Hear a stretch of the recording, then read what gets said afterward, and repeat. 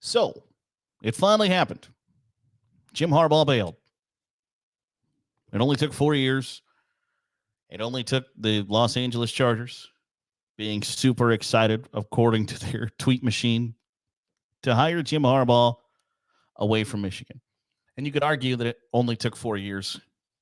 I'm sure Jim Harbaugh will argue that it's just simply the right time for him to leave Michigan. Now, what goes into that being the right time to leave Michigan has been well documented, and I don't know that we necessarily need to dive into it today. But by all intents and purposes, it looks like Sherrone Moore is going to replace Jim Harbaugh at Michigan. And it feels as if one of those, oh, how the tables have turned moments, because it's a very similar situation to what happened at Ohio State a few years ago when Urban Meyer departed and made it appear as if it was his idea to step aside and leave. That the timing was right for him to pass the baton to somebody else and try new challenges and hand things off to his offensive coordinator in Ryan Day.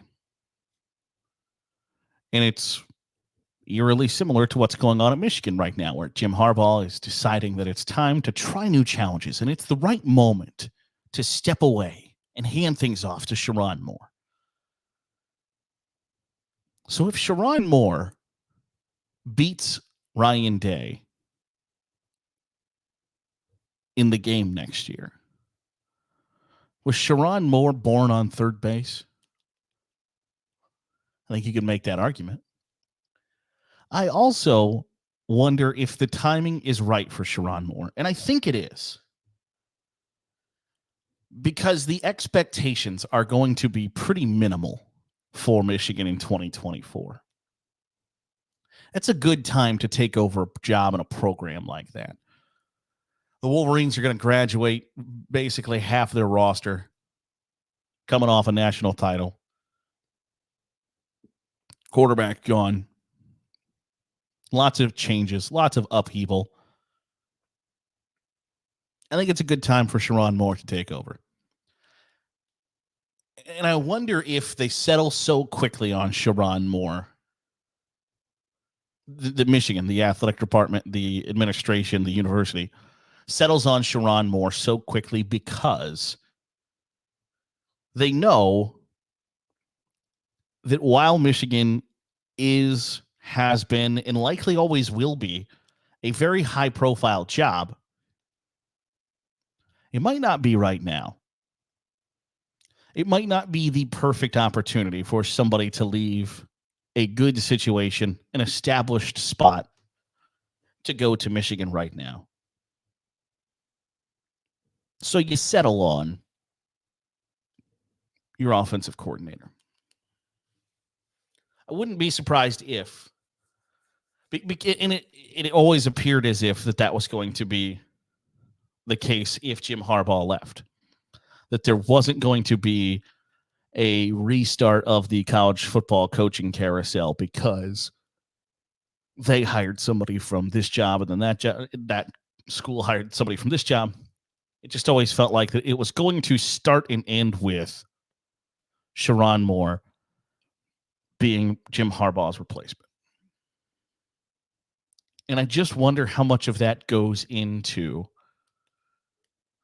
potential NCAA violations down the line and coaches that you would expect to be listed as a potential successor to Jim Harbaugh at Michigan being wary of that situation. Because for all intents and purposes, you would think that the reigning national champion needing a new head coach would be a super high profile, high sought after job. And I can't help but think that if that were the case, Sherrone Moore wouldn't be the front runner, wouldn't be the 99.9% sure slam dunk choice for that program. You would think without there being NCAA violations potentially, or NCAA sanctions, I guess would be the more accurate, hanging over your head,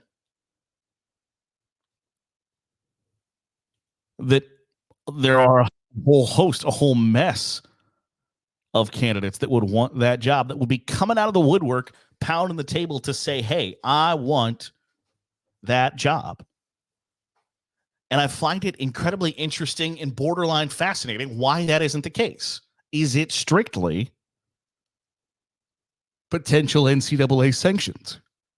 Does it have to do with the administration, the athletic department, the athletic director, the president, the cult-like status that Jim Harbaugh built at that school, to where its fans and defenders could look past overwhelming gobs of evidence that certainly appear to show a widespread illegal cheating system, and for the university, for the athletic department, for its fan base to simply look past, to say, essentially the argument was, they hate us because they ain't us, followed by, they can't stand to see us on top of the college football world, which Michigan's reign atop the college football world recently hit its second week. So the idea that people were trying to tear us down because they can't stand to see the maize and blue on top was ridiculous. So why wouldn't somebody come out of the woodwork, whether it's unconventional, whether it makes a ton of sense for that coach to want to be the person to replace Jim Harbaugh? Because, there's this age-old adage that you don't want to be the man to replace the man, right? You don't want to be the guy who replaces a legend. And you just saw a team that played the national championship game, their coach willingly go to Alabama to replace a legend. It's not like Jim Harbaugh is going to be viewed as this college football coaching icon, one of the greats of the sport when it's all said and done. He won a title.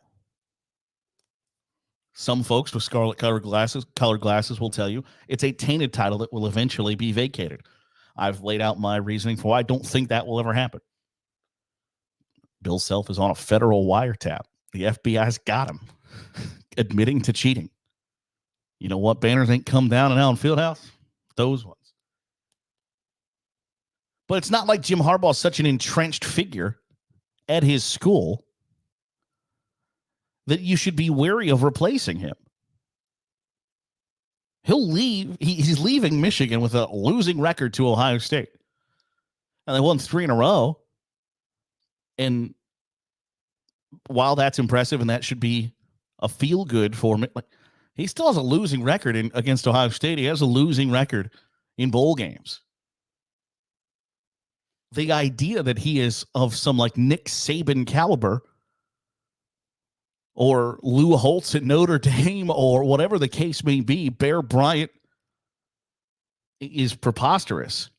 So why aren't coaches coming out of the woodwork to be tied to that job? You can argue that it's just Michigan flat out saying, we know that we've got our guy. We have the guy that we want.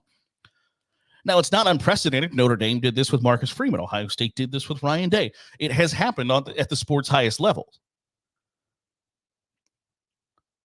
But I think this is a slightly different situation where, one, this is coming off of the national championship, where those two programs were not coming off of literally weeks after winning the title,